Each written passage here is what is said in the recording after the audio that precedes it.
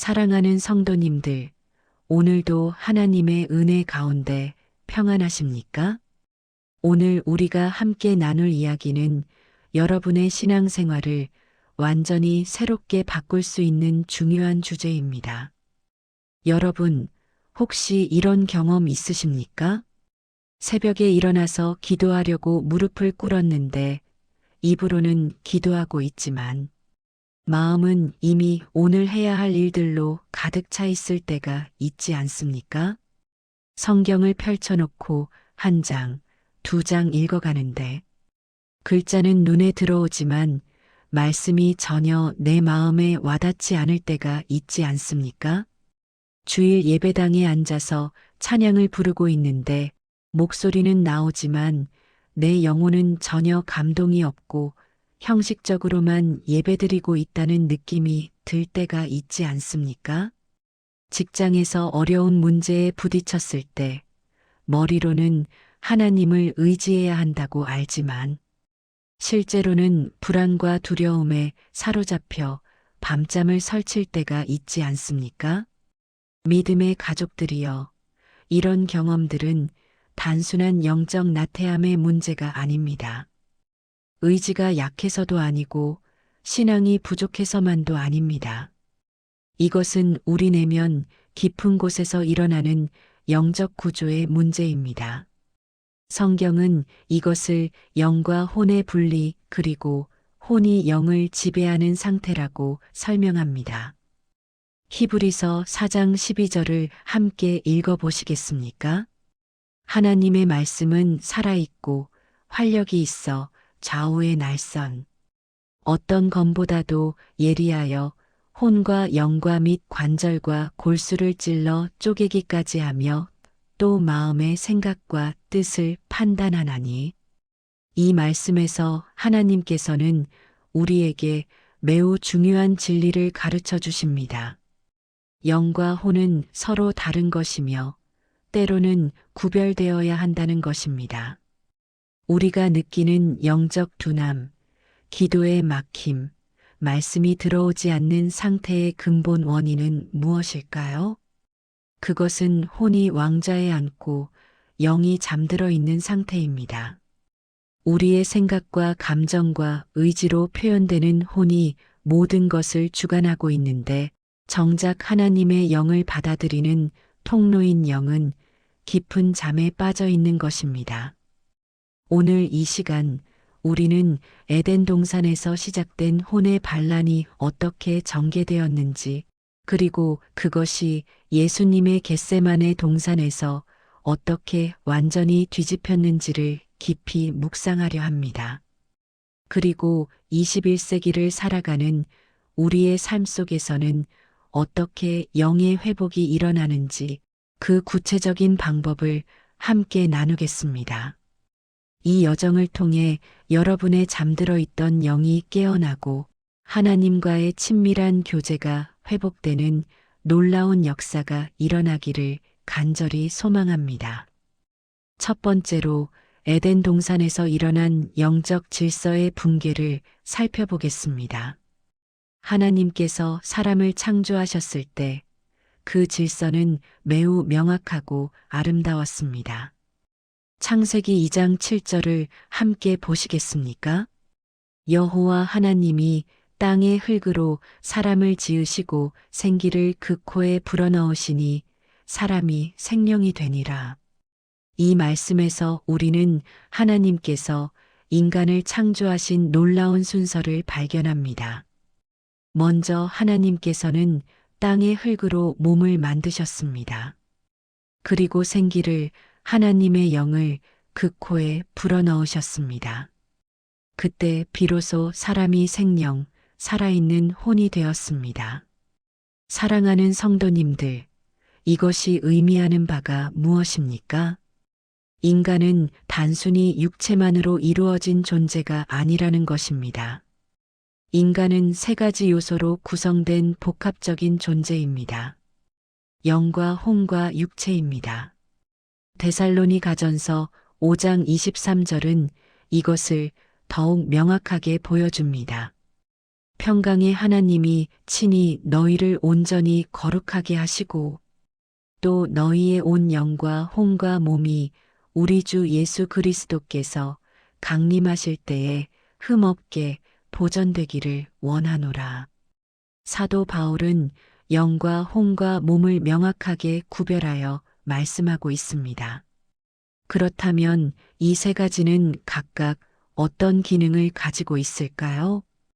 육체는 물질 세계와 접촉하는 부분입니다.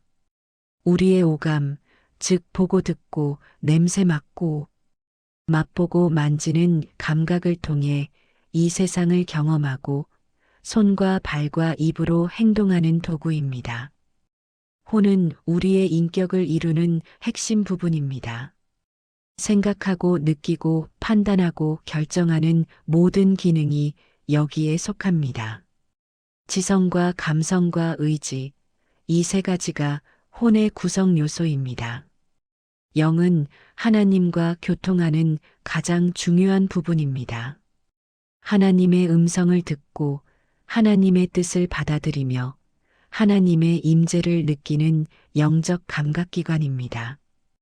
에덴 동산에서 아담과 하와가 처음 창조되었을 때 이 세 가지의 질서는 완벽했습니다. 영이 가장 위에 있었습니다. 영은 하나님으로부터 직접 말씀과 생명을 받았습니다. 혼은 그 아래에 있었습니다. 혼은 영이 받은 하나님의 뜻을 따라 생각하고 판단하고 결정했습니다. 육체는 맨 아래에 있었습니다. 육체는 혼의 결정을 순종하며 행동으로 옮겼습니다. 이것이 하나님께서 설계하신 완벽한 질서였습니다. 영이 왕이고 혼이 총리이며 육체가 백성인 아름다운 구조였습니다. 하나님의 영이 인간의 영에게 말씀하시면 인간의 영이 혼에게 전달하고 혼이 육체를 움직여 순종하는 완벽한 시스템이었습니다. 그런데 창세기 3장에서 인류 역사상 가장 비극적인 사건이 일어납니다.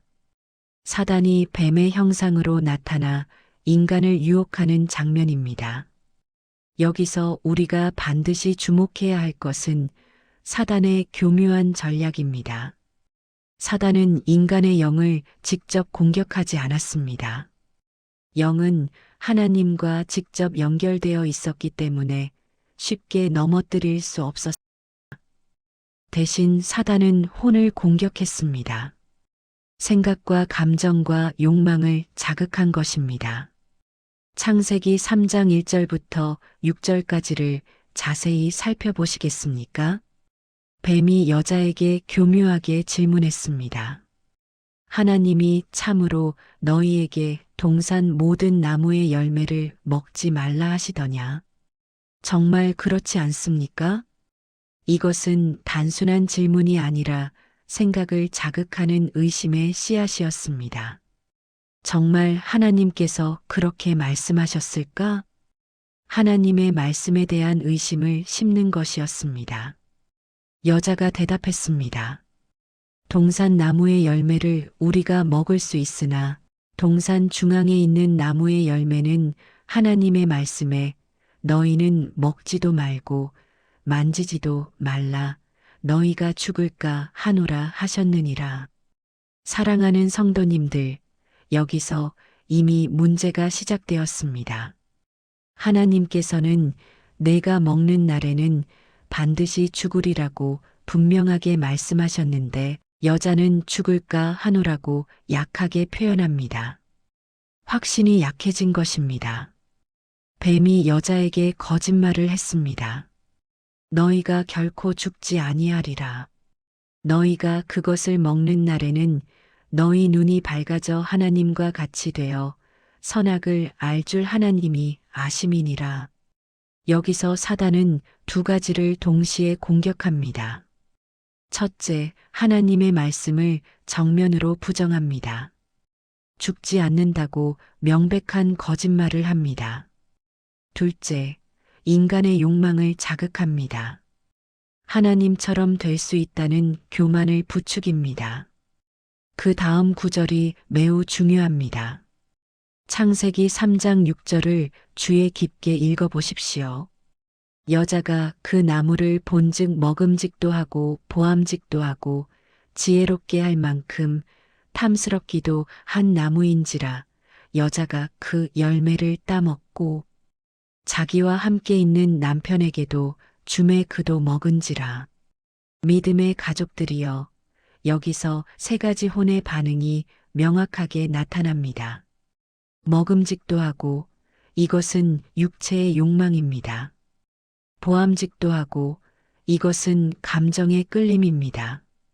지혜롭게 할 만큼 탐스럽기도 한 이것은 지성의 판단입니다.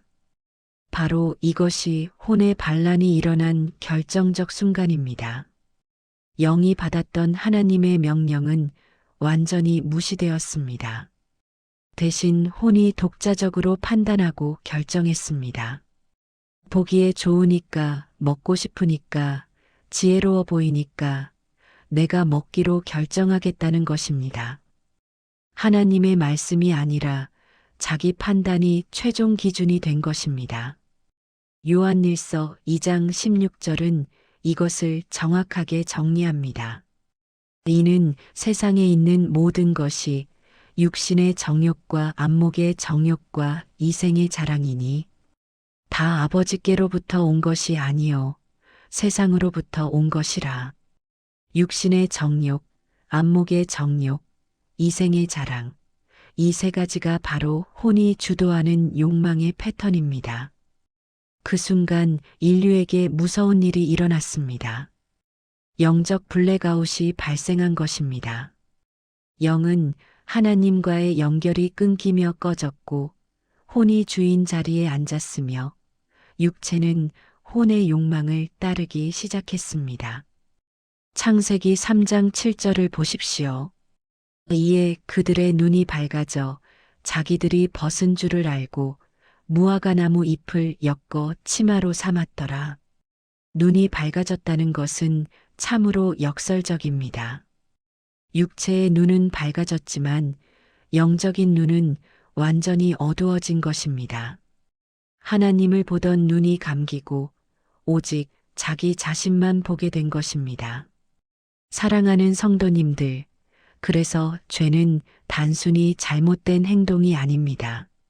죄는 구조의 문제입니다. 영이 꺼진 상태에서 혼이 모든 것을 지배하는 것, 이것이 바로 죄의 본질입니다. 에베소서 2장 1절부터 3절을 보시겠습니까? 그는 허물과 죄로 죽었던 너희를 살리셨도다. 그때에 너희는 그 가운데서 행하여 이 세상 풍조를 따르고 공중의 권세 잡은 자를 따랐으니 곧 지금 불순종의 아들들 가운데서 역사하는 영이라. 전에는 우리도 다 그 가운데서 우리 육체의 욕심을 따라 지내며 육체와 마음에 원하는 것을 하여 다른 이들과 같이 본질상 진노의 자녀이었더니 죄로 죽었다는 표현이 무엇을 의미합니까? 육체는 살아있고 혼도 활발하게 활동하지만 영은 완전히 죽어 있는 상태를 말합니다. 바로 이것이 에덴 이후 모든 인간의 기본 상태가 되었습니다. 실제로 우리 주변을 한번 둘러보십시오. 수많은 사람들이 열심히 일하고 즐기고 성공하고 활동하지만 영적으로는 완전히 죽어 있습니다. 하나님을 알지 못하고 하나님 없이 살아가며 오직 자기 생각과 감정과 욕망만 따라 살아갑니다. 신앙인이라고 해도 상황이 크게 다르지 않은 경우가 많습니다. 교회에 다니고 성경을 읽고 기도하고 헌금하지만 여전히 혼이 주도권을 완전히 장악하고 있습니다. 내 생각이 먼저이고 내 감정이 우선이며 내 뜻이 중심입니다. 하나님의 말씀은 귀로 들어오지만 내 판단으로 걸러지고 하나님의 뜻은 머리로 알지만 내 뜻에 맞을 때만 선택적으로 순종합니다. 이것이 바로 영이 잠들고 혼이 지배하는 전형적인 상태입니다. 그렇다면 이 심각한 문제는 어떻게 해결될 수 있습니까? 인간의 힘으로는 절대 불가능합니다. 혼이 스스로 왕좌에서 내려올 수 없습니다. 영이 스스로 깨어날 수도 없습니다. 이것은 반드시 하나님의 초자연적인 개입이 필요한 문제입니다. 그래서 하나님께서는 예수 그리스도를 이 땅에 보내주셨습니다. 이제 우리는 두 번째 진리를 살펴보겠습니다. 두 번째로 예수님의 겟세마네에서 일어난 혼과 영의 위대한 전쟁을 살펴보겠습니다. 사람의 타락은 혼이 영을 지배한 비극적 사건이었습니다. 정반대로 예수님의 구원 역사는 영이 혼을 다시 제자리에 앉히는 승리의 사건이었습니다. 그 절정이 바로 겟세마네 동산에서 일어났습니다. 겟세마네는 예루살렘 동쪽 감람산 기슭에 있는 작은 동산입니다. 겟세마네라는 이름의 뜻이 무엇인지 아십니까? 기름 짜는 틀이라는 뜻입니다. 올리브를 압착해서 기름을 얻는 곳이었습니다. 상징적으로 이것은 극심한 압착과 고통의 장소를 의미합니다. 예수님께서는 바로 이곳에서 인류 역사상 가장 치열한 영적 전쟁을 치르셨습니다. 마태복음 26장 36절부터 38절을 함께 보시겠습니까? 이에 예수께서 제자들과 함께 겟세마네라 하는 곳에 이르러 제자들에게 이르시되 내가 저기 가서 기도할 동안에 너희는 여기 앉아 있으라 하시고 베드로와 세베대의 두 아들을 데리고 가실새 고민하고 슬퍼하사 이에 말씀하시되 내 마음이 매우 고민하여 죽게 되었으니 너희는 여기 머물러 나와 함께 깨어 있으라 하시고 사랑하는 성도님들 여기서 우리가 반드시 주목해야 할 단어가 있습니다. 내 마음이라는 표현입니다. 원어 헬라어로 이것은 푸시케, 바로 혼을 가리킵니다. 예수님의 혼이 극심한 고통을 느끼고 있었다는 말입니다. 고민하고 슬퍼하셨다는 것은 깊은 감정적 고통입니다. 죽게 되었다는 것은 그 강도가 얼마나 극심했는지를 생생하게 보여줍니다. 마가복음 14장 33절은 더욱 구체적으로 표현합니다. 베드로와 야고보와 요한을 데리고 가실새 심히 놀라시며 슬퍼하사 심히 놀라시며라는 표현은 원어로 엑삼베이스타이라는 단어인데 이것은 공포와 충격으로 인한 극도의 고통을 의미합니다. 누가복음 22장 44절은 더욱 놀라운 장면을 기록합니다. 예수께서 힘쓰고 애써 더욱 간절히 기도하시니 땀이 땅에 떨어지는 피방울 같이 되더라. 의학적으로 이것은 혈안증이라고 부릅니다.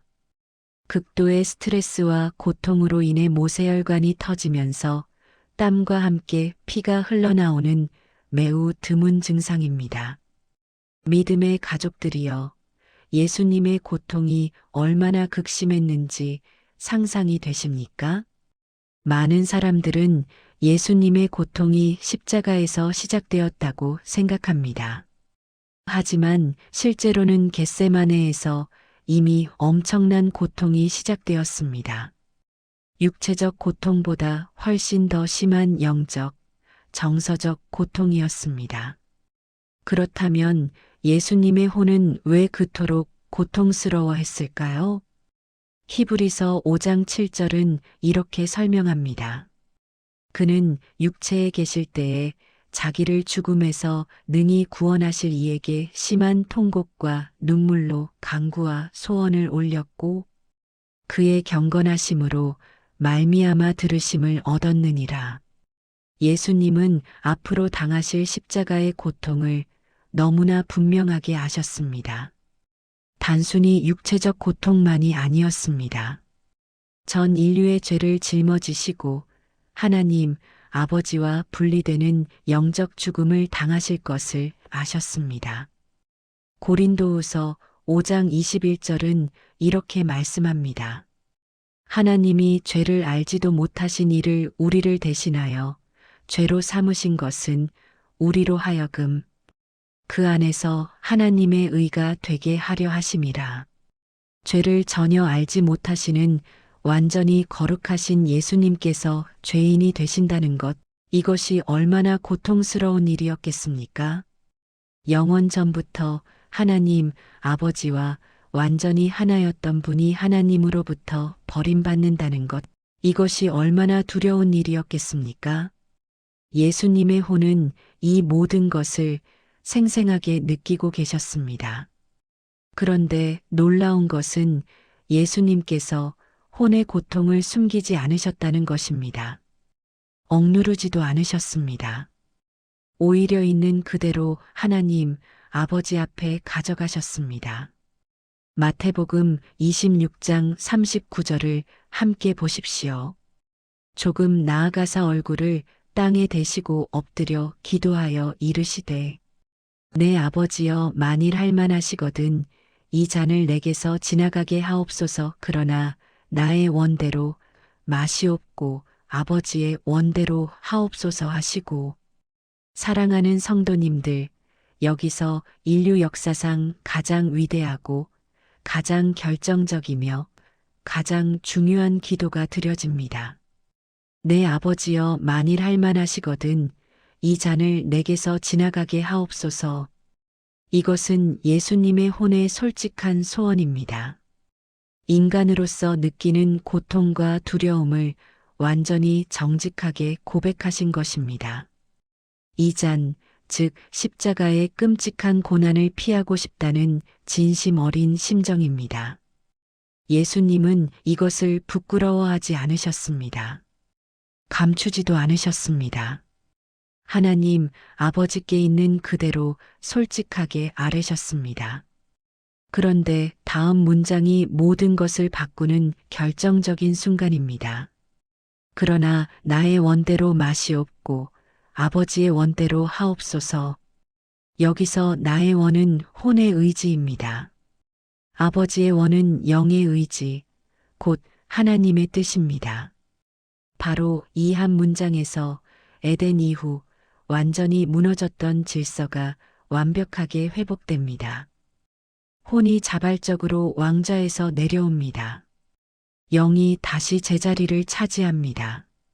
하나님의 뜻이 최종적이고 절대적인 권위가 됩니다. 믿음의 가족들이여, 이것이 얼마나 놀랍고 감격스러운 순간입니까? 에덴에서 아담과 하와는 내 원대로 하겠다고 선언했습니다. 보기에 좋으니까, 먹고 싶으니까, 지혜로워 보이니까 내 판단대로 하겠다고 말했습니다. 하나님의 명령보다 자기 생각을 우선했습니다. 그 결과가 타락과 죽음과 끝없는 고통이었습니다. 겟세마네에서 예수님은 정확히 정반대로 하셨습니다. 내 원대로 마옵고 아버지의 원대로 하옵소서. 혼의 소원을 솔직하게 인정하시되 그것을 하나님의 뜻 아래 완전히 복종시키신 것입니다. 이것은 단순한 감정 통제가 아닙니다. 인내나 참는 것도 아닙니다. 이것은 창세기 3장 이후 최초로 혼이 다시 영 아래 복종하는 완전하고 완벽한 회복이었습니다. 빌립보서 2장 8절은 이렇게 증언합니다. 사람의 모양으로 나타나사 자기를 낮추시고 죽기까지 복종하셨으니 곧 십자가에 죽으심이라. 예수님께서는 혼의 극심한 고통 속에서도 아버지의 뜻에 완전히 복종하셨습니다. 그리고 이 복종은 강요된 것이 아니라 사랑에서 나온 자발적인 것이었습니다. 요한복음 10장 18절에서 예수님은 이렇게 말씀하십니다. 이를 내게서 빼앗는 자가 있는 것이 아니라 내가 스스로 버리노라. 나는 버릴 권세도 있고 다시 얻을 권세도 있으니 이 계명은 내 아버지에게서 받았노라 하시니라. 예수님은 겟세마네에서 십자가를 이기신 것이 아닙니다.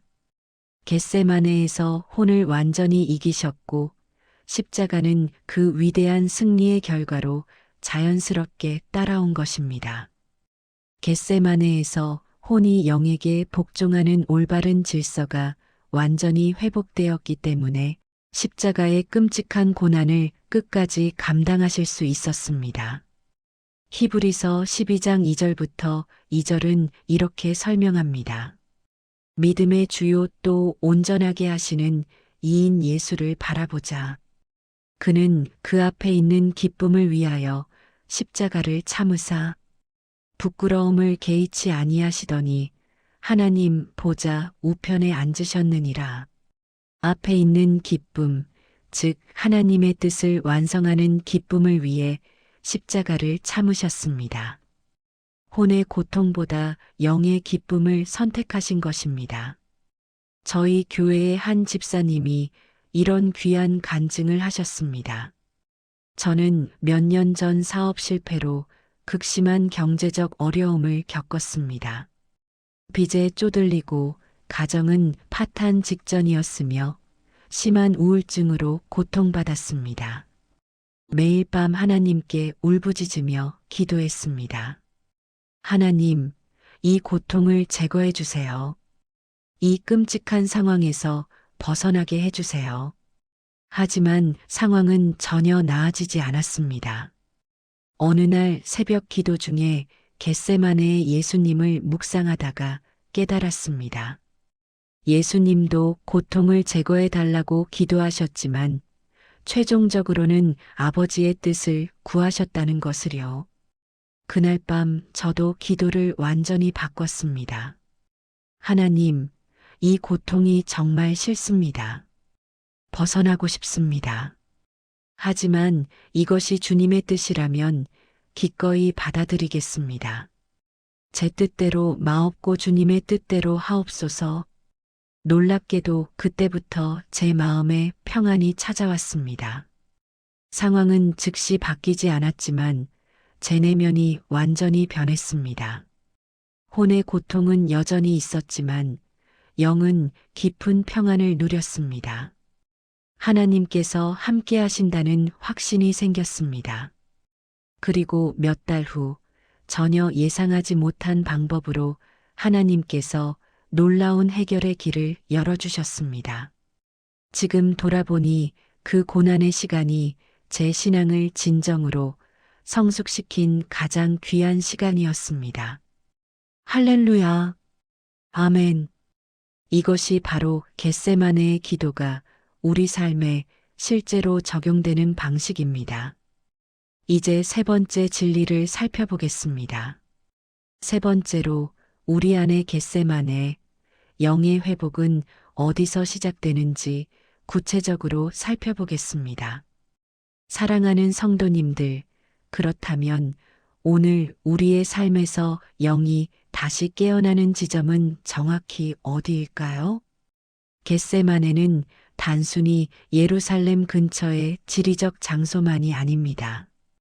겟세마네는 영적 상태이며 결단의 순간입니다. 우리 모두에게는 각자 자신만의 겟세마네가 있습니다. 기도가 완전히 막힐 때 그것이 바로 우리의 겟세마네입니다. 말씀이 전혀 귀에 들어오지 않을 때 그것이 우리의 겟세마네입니다. 감정이 하나님보다 훨씬 커질 때 그것이 우리의 겟세마네입니다. 내 뜻과 하나님의 뜻이 정면으로 충돌할 때 그것이 우리의 겟세마네입니다. 어떤 성도님은 직장에서 자신만의 겟세마네를 경험합니다. 상사가 명백히 부당한 일을 시키는데 거절하면 심각한 불이익을 받을 상황입니다. 내 혼은 계속 타협하라고 말합니다. 다들 그렇게 하는데 뭐 어때? 한 번쯤은 괜찮아. 살아남아야지. 가족을 먹여 살려야지. 하지만 영은 완전히 다르게 말합니다. 하나님의 뜻은 정직이다. 타협하지 말라. 하나님께서 반드시 책임지신다. 이것이 바로 그 사람의 겟세마네입니다. 어떤 성도님은 가정에서 겟세마네를 경험합니다. 배우자나 자녀와의 심각한 갈등 상황입니다. 내 혼은 강하게 말합니다. 내가 절대 옳아. 상대가 먼저 사과해야 해. 내가 먼저 양보하면 완전히 지는 거야. 내 자존심이 허락하지 않아. 하지만 영은 전혀 다르게 말합니다. 용서하라. 먼저 사랑하라. 겸손하게 섬기라. 그것이 하나님의 뜻이다. 이것이 그 사람의 겟세마네입니다. 어떤 성도님은 건강 문제로 겟세마네를 경험합니다. 갑자기 찾아온 심각한 질병, 치료가 전혀 잘 안 되는 끔찍한 고통입니다. 내 혼은 절규합니다. 왜 하필 나한테 이런 일이, 하나님은 도대체 어디 계셔? 아무리 기도해도 소용없어. 하나님은 나를 버리셨어. 하지만 영은 조용히 말합니다. 하나님께서 여전히 함께 하신다. 이 고난에도 반드시 의미가 있다. 하나님을 끝까지 신뢰하라. 이것이 그 사람의 겟세마네입니다. 에베소서 6장 12절은 이렇게 명확하게 말씀합니다. 우리의 씨름은 혈과 육을 상대하는 것이 아니요 통치자들과 권세들과 이 어둠의 세상 주관자들과 하늘에 있는 악의 영들을 상대함이라. 우리의 진짜 싸움은 외부가 아니라 내부에서 일어납니다. 혼과 영 사이의 치열한 전쟁입니다. 내 생각과 하나님의 생각 사이의 싸움입니다. 내 감정과 하나님의 평안 사이의 갈등입니다. 내 뜻과 하나님의 뜻 사이의 충돌입니다. 그렇다면 우리는 이 겟세마네에서 구체적으로 어떻게 해야 할까요? 예수님께서 직접 보여주신 완벽한 모델을 그대로 따라야 합니다. 첫째, 혼의 고통을 솔직하게 인정하십시오. 예수님은 내 마음이 고민하여 죽게 되었다고 완전히 정직하게 말씀하셨습니다. 우리도 우리의 고통과 두려움과 불안과 분노를 있는 그대로 인정해야 합니다. 없는 척하거나 억지로 억누르지 마십시오. 하나님은 우리의 모든 감정을 이미 다 아십니다. 시편 42편 4절부터 5절을 보십시오. 내가 전에 성의를 지키는 무리와 동행하여 기쁨과 감사의 소리를 내며 그들을 하나님의 집으로 인도하였더니 이제 이 일을 기억하고 내 마음이 상하는도다. 내 영혼아, 내가 어찌하여 낭망하며 어찌하여 내 속에서 불안해하는가. 시편 기자는 자신의 낭만과 불안을 전혀 숨기지 않았습니다. 완전히 정직하게 고백했습니다. 우리도 똑같이 해야 합니다. 하나님, 저는 지금 너무 힘듭니다. 두렵습니다. 화가 납니다. 이해가 전혀 안 됩니다. 이렇게 완전히 솔직하게 기도하십시오. 둘째, 혼의 소원을 하나님 앞에 그대로 가져가십시오. 예수님은 이 잔을 내게서 지나가게 하옵소서라고 솔직하게 기도하셨습니다. 우리도 우리가 진심으로 원하는 것을 하나님께 아뢰어야 합니다. 하나님, 저는 이 상황이 완전히 바뀌기를 원합니다. 이 고통에서 하루빨리 벗어나고 싶습니다. 이 사람과의 관계가 회복되기를 간절히 바랍니다. 이 문제가 해결되기를 절실히 원합니다. 하나님은 우리의 솔직한 소원을 들으시기 원하십니다. 빌립보서 4장 6절은 이렇게 말씀합니다. 아무것도 염려하지 말고 다만 모든 일에 기도와 간구로 너희 구할 것을 감사함으로 하나님께 아뢰라. 구할 것을 감사함으로 아뢰라고 하셨습니다. 우리의 소원을 말씀드리는 것은 전혀 잘못이 아닙니다. 셋째, 그러나 최종적으로는 반드시 하나님의 뜻을 구하십시오. 예수님은 그러나 나의 원대로 마시옵고 아버지의 원대로 하옵소서라고 기도하셨습니다. 우리도 반드시 이 고백을 해야 합니다. 하나님, 제 소원을 들어주시면 정말 감사하겠습니다. 하지만 제 뜻보다 주님의 뜻이 이루어지기를 진심으로 원합니다. 제 생각보다 주님의 생각이 훨씬 높으심을 믿습니다. 제 계획보다 주님의 계획이 완전하심을 고백합니다. 주님의 뜻이라면 이 고통도 기꺼이 받아들이겠습니다. 바로 이것이 영이 혼을 다스리기 시작하는 결정적 순간입니다. 이사야 55장 8절부터 9절을 함께 보십시오. 이는 내 생각이 너희의 생각과 다르며 내 길은 너희의 길과 다름이니라. 여호와의 말씀이니라. 이는 하늘이 땅보다 높음같이 내 길은 너희의 길보다 높으며 내 생각은 너희의 생각보다 높음이니라. 하나님의 생각이 우리 생각보다 무한히 높습니다. 우리가 전혀 이해하지 못해도 하나님은 모든 것을 완벽하게 아십니다. 우리가 보지 못하는 미래를 하나님은 명확하게 보십니다. 그러므로 우리는 하나님의 뜻에 우리 뜻을 완전히 맡겨야 합니다. 바로 이것이 영의 회복이 시작되는 정확한 지점입니다. 로마서 12장 2절은 이렇게 강력하게 권면합니다. 너희는 이 세대를 본받지 말고 오직 마음을 새롭게 함으로 변화를 받아 하나님의 선하시고 기뻐하시고 온전하신 뜻이 무엇인지 분별하도록 하라. 마음을 새롭게 한다는 것은 혼의 생각 패턴을 완전히 바꾸는 것입니다. 세상의 가치관이 아니라 하나님의 말씀으로 생각하는 것입니다. 내 감정이 아니라 하나님의 평안을 선택하는 것입니다.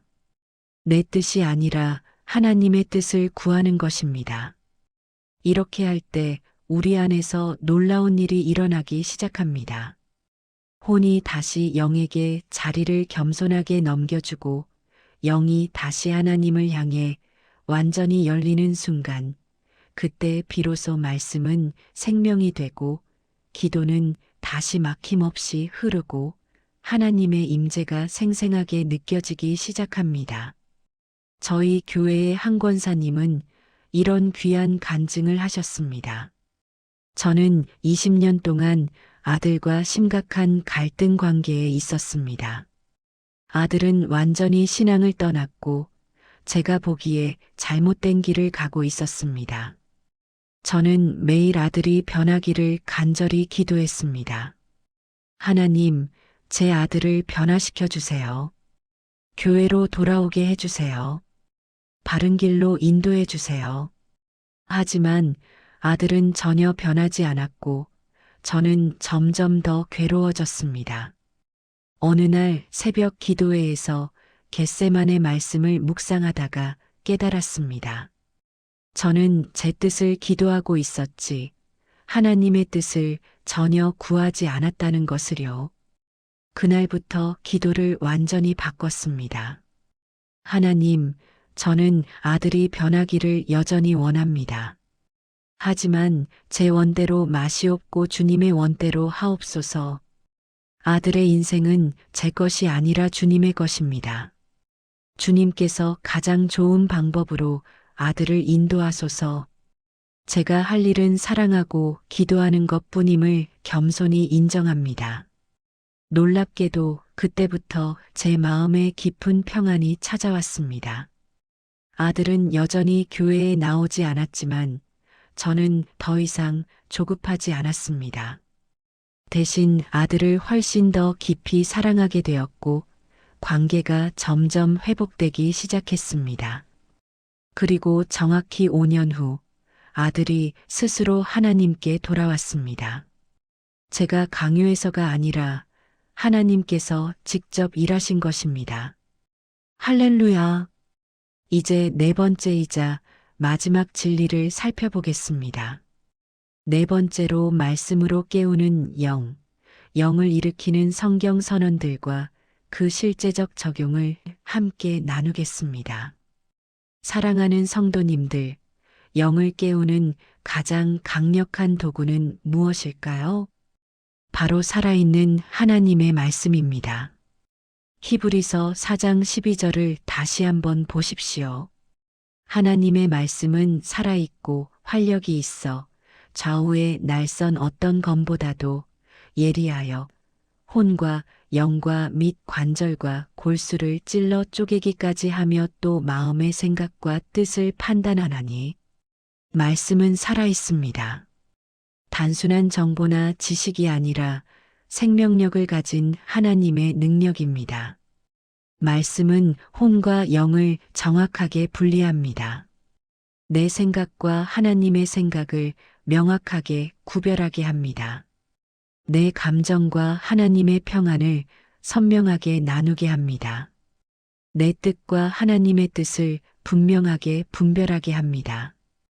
요한복음 6장 63절에서 예수님은 이렇게 선포하십니다. 살리는 것은 영이니 육은 무익하니라. 내가 너희에게 이른 말은 영이요 생명이라. 예수님의 말씀은 영이요 생명입니다.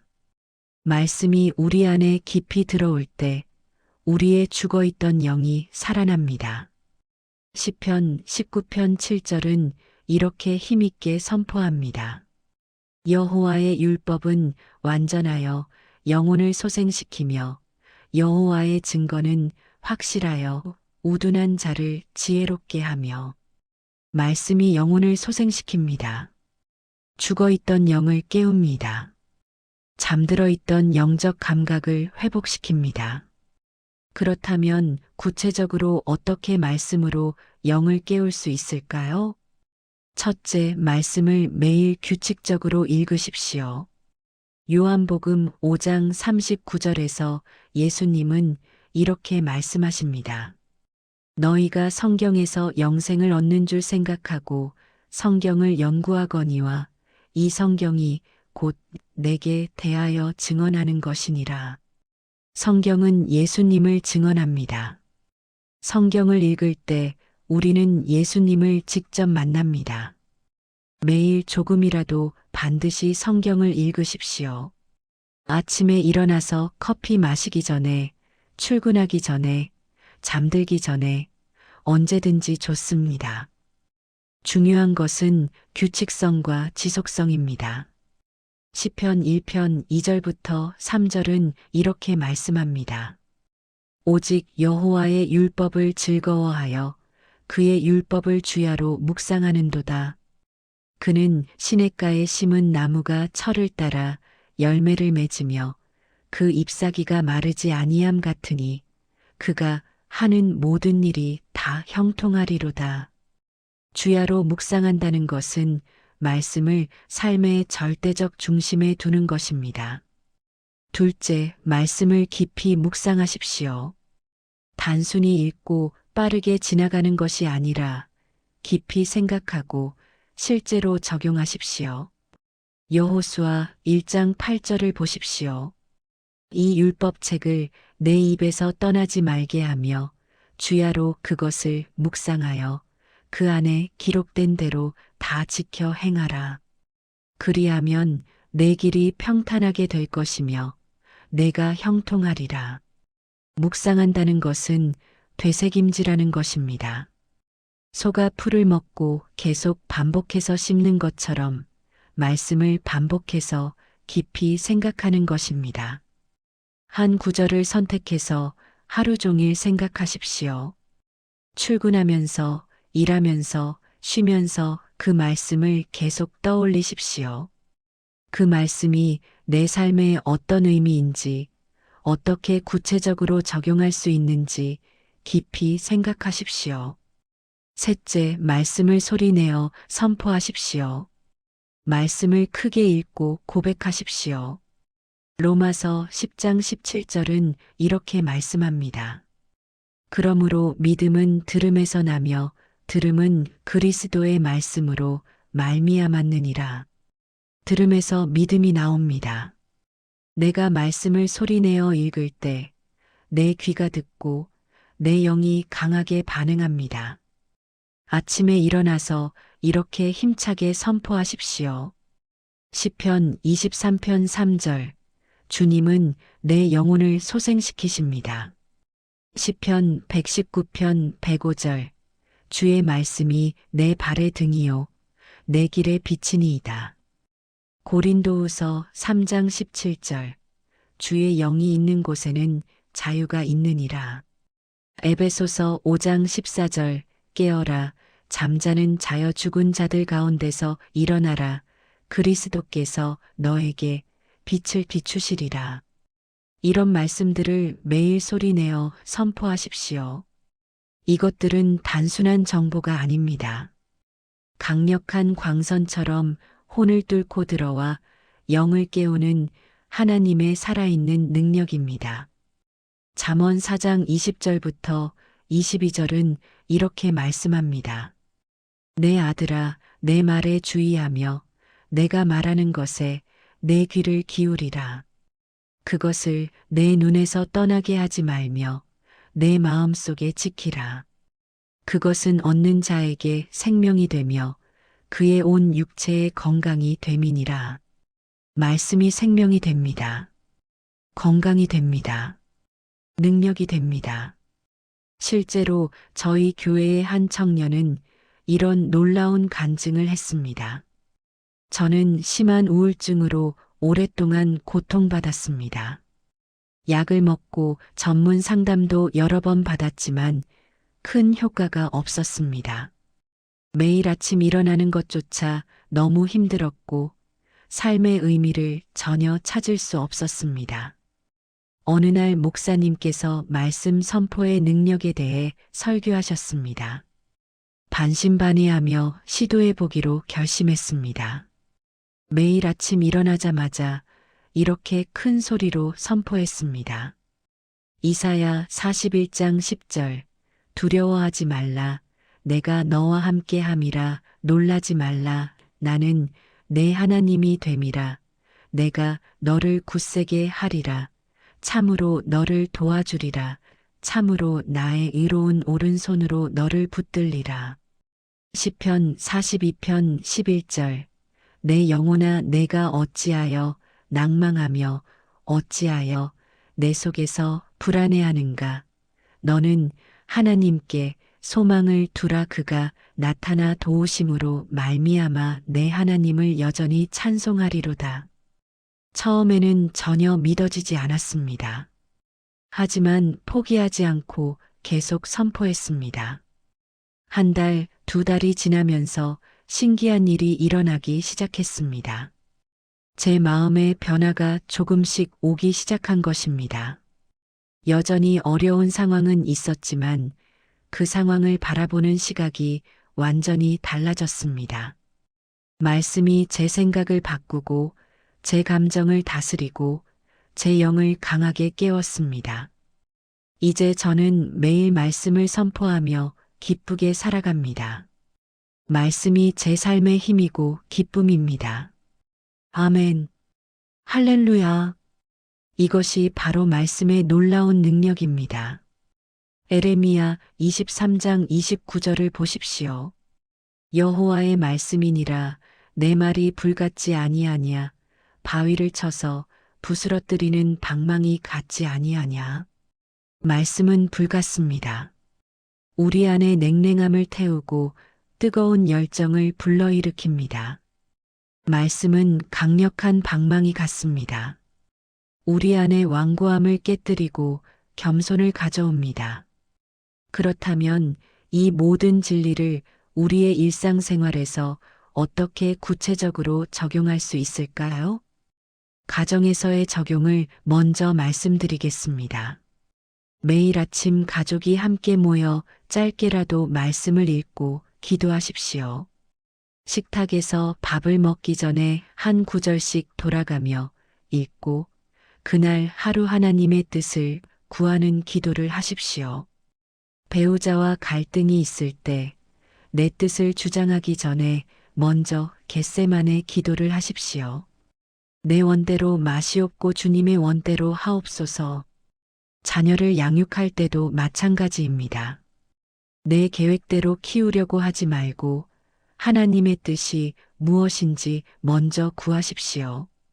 잠언 22장 6절은 이렇게 말씀합니다. 마땅히 행할 길을 아이에게 가르치라 그리하면 늙어도 그것을 떠나지 아니하리라. 하나님의 말씀으로 자녀를 양육하십시오. 직장에서의 적용을 말씀드리겠습니다. 출근하기 전 차 안에서나 지하철에서 말씀 한 구절을 묵상하며 하루를 시작하십시오. 업무 중에 어려운 결정을 내려야 할 때 잠시 화장실이나 조용한 곳에 가서 짧게 기도하십시오. 내 판단이 아니라 하나님의 지혜를 구하십시오. 야고보서 1장 5절은 이렇게 약속합니다. 너희 중에 누구든지 지혜가 부족하거든 모든 사람에게 후히 주시고 꾸짖지 아니하시는 하나님께 구하라 그리하면 주시리라. 동료들과의 관계에서도 혼의 감정이 아니라 영의 인도를 따르십시오. 누군가 나를 힘들게 할 때 감정적으로 반응하지 말고 먼저 하나님께 기도하십시오. 그 사람을 위해 축복 기도를 하십시오. 교회에서의 적용을 말씀드리겠습니다. 예배 드릴 때 형식적으로 드리지 마십시오. 찬양할 때는 진심으로 하나님께 집중하고 설교를 들을 때는 하나님께서 내게 주시는 메시지를 간절히 구하십시오. 야고보서 1장 22절은 이렇게 경고합니다. 너희는 말씀을 행하는 자가 되고 듣기만 하여 자신을 속이는 자가 되지 말라. 말씀을 듣고 즉시 실천하십시오. 섬김의 자리에서도 내 뜻이 아니라 하나님의 뜻을 구하십시오. 봉사할 때 인정받으려는 마음이 아니라 진심으로 하나님을 섬기는 마음으로 하십시오. 골로새서 3장 23절부터 24절은 이렇게 말씀합니다. 무슨 일을 하든지 마음을 다하여 주께 하듯 하고 사람에게 하듯 하지 말라. 이는 기업의 상을 주께 받을 줄 알미니 너희는 주 그리스도를 섬기느니라. 사랑하는 믿음의 가족들이여, 이제 마지막 정리와 기도로 오늘의 메시지를 마무리하겠습니다. 오늘 우리는 정말 긴 여정을 함께 했습니다.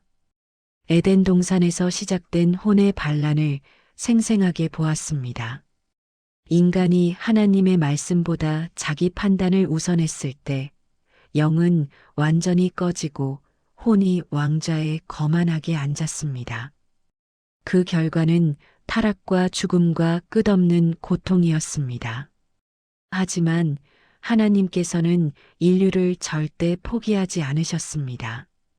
예수 그리스도를 보내주셔서 에덴의 실패를 겟세마네에서 완전히 역전시키셨습니다. 예수님은 혼의 극심한 고통을 느끼시면서도 나의 원대로 마시옵고 아버지의 원대로 하옵소서라고 기도하셨습니다. 바로 그 순간 창세기 3장 이후 완전히 무너진 질서가 완벽하게 회복되었습니다.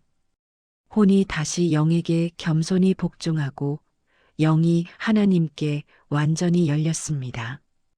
이제 우리는 예수님을 통해 똑같은 회복을 경험할 수 있습니다. 우리 안에 겟세마네, 혼과 영의 전쟁이 일어나는 모든 순간마다 우리는 선택할 수 있습니다. 내 뜻을 끝까지 고집할 것인가? 하나님의 뜻에 순종할 것인가? 내 생각을 따를 것인가? 하나님의 말씀을 따를 것인가? 내 감정에 끌려갈 것인가? 하나님의 평안을 선택할 것인가? 그리고 말씀은 이 치열한 싸움에서 우리를 돕는 가장 강력한 무기입니다. 말씀을 매일 읽고 깊이 묵상하고 소리내어 선포할 때 우리의 잠들어 있던 영이 깨어나고 하나님과의 친밀한 교제가 완전히 회복됩니다. 자, 이제 함께 마음을 모아 기도하시겠습니까? 주님, 오늘 우리 안의 혼이 너무 강해져 있었다면 이 시간 다시 주님 앞에 겸손히 내려놓습니다. 제 생각이 너무 크고 제 감정이 너무 강하고 제 뜻이 너무 완고했습니다. 그래서 주님의 음성을 전혀 듣지 못했고 주님의 평안을 느끼지 못했고 주님의 뜻을 분별하지 못했습니다. 주님, 진심으로 용서하여 주시옵소서. 예수님이 겟세마네에서 하셨던 그 거룩한 고백을 우리도 다시 진심으로 고백합니다. 내 원대로 맛이 없고 아버지의 원대로 되게 하소서. 제 뜻이 아니라 오직 주님의 뜻이 이루어지게 하소서. 제 생각이 아니라 주님의 생각이 저를 인도하게 하소서. 제 감정이 아니라 주님의 평안이 저를 다스리게 하소서. 흩어져 있던 영혼의 질서가 완전히 회복되게 하소서. 깊이 잠들어 있던 영이 강하게 깨어나게 하소서. 말씀이 다시 생생하게 살아 움직이게 하시고 기도가 다시 막힘없이 흐르게 하시고 하나님의 거룩한 숨결이 우리 안에 다시 풍성히 불어오게 하소서. 오늘부터 우리가 말씀으로 매일 영을 깨우게 하소서. 말씀을 성실히 읽고 깊이 묵상하고 힘차게 선포하며 주님과 깊이 교제하게 하소서. 가정에서, 직장에서, 교회에서, 모든 관계에서 영이 혼을 다스리는 거룩한 삶을 살게 하소서. 우리의 삶 전체가 주님께 영광 돌리는 향기로운 제사가 되게 하소서. 예수님의 거룩하신 이름으로 간절히 기도합니다. 아멘.